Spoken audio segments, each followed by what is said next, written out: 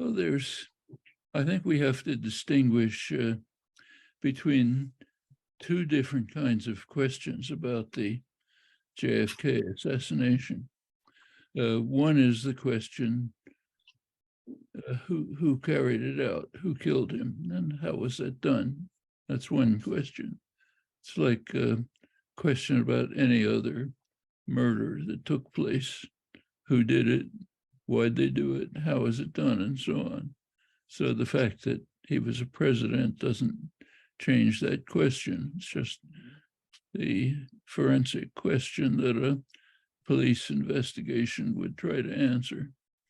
The other question is, did it have an impact on policy and society? It's a separate question. What was the effect of the assassination? Was it a high-level assassination that had policy consequences? That's a different question.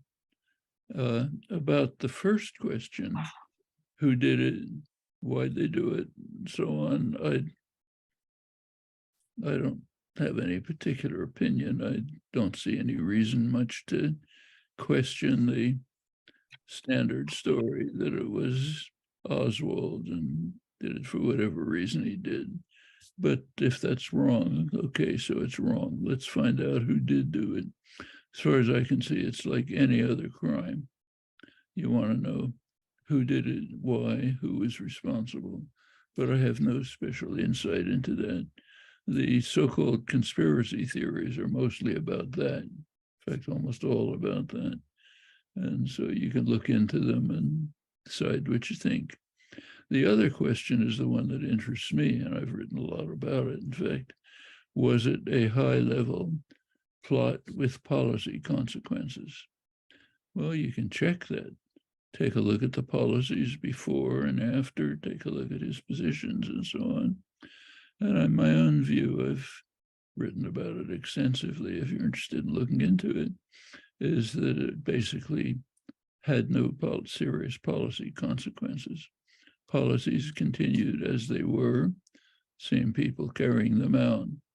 There are a lot of, if you look at the theories about the assassination, Oliver Stone, many others, they're all motivated and based on the idea that somehow this changed the world and changed policy, and Kennedy was going to do all sorts of wonderful things, and he was killed to try to prevent him from doing them. Well, we don't have any reason to believe he was planning to do any wonderful things or anything different from what was done. The main issue is, at that point, the Vietnam War was raging, and there's a huge industry trying to show that Kennedy was planning to end the war, and he was killed to prevent him from doing that. There's not a particle of evidence for that. We have a huge documentary record, internal record, planning, everything. It turns out that Kennedy himself was sort of towards the hawkish end of his administration. He was certainly willing to end the war, but he insisted after victory, after the United States wins the war, takes over South Vietnam, puts in the regime that we want, and if it's stable, then we can pull out. He never veered from that up until the day of the assassination. And the policies that were then carried out were by his advisors, and they continued the same way. There were claims that he was planning to do sorts of things about world peace, but there's no evidence for it. I mean, you can believe it if you like, but it's basically based on faith. So my own view, at least, and as I say, I've written extensively about it if you want to look into it, but my own conclusion is that it was not a high-level conspiracy with policy consequences as to who killed him, who carried it out,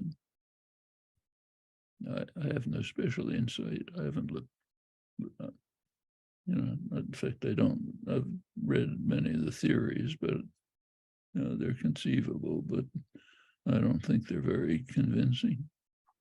In fact, the Warren Commission, the official commission, that's not all that convincing either, but you expect that.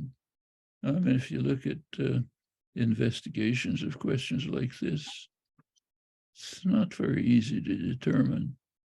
They're, unless, even if you look at the court cases for a killing, there are always lots of questions.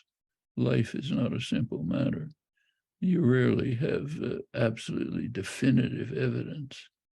It's one of the reasons, one of the many reasons, I think, why my feeling is the United States should join most of the rest of the world and ban the death sentence. The United States is one of the few countries that has the death sentence. I don't think it's legitimate. And we have many cases where people have been in jail for 50 years on death row, and then it turned out they were not guilty. There's something called the Innocence Project, run, I think, by a law school in Chicago, which has used the DNA and other techniques to investigate convictions by methods that weren't available at the time. And it turned out a fair number of cases of false conviction, even when the evidence looked fairly, circumstantial evidence looked moderately convincing. But that's a different question.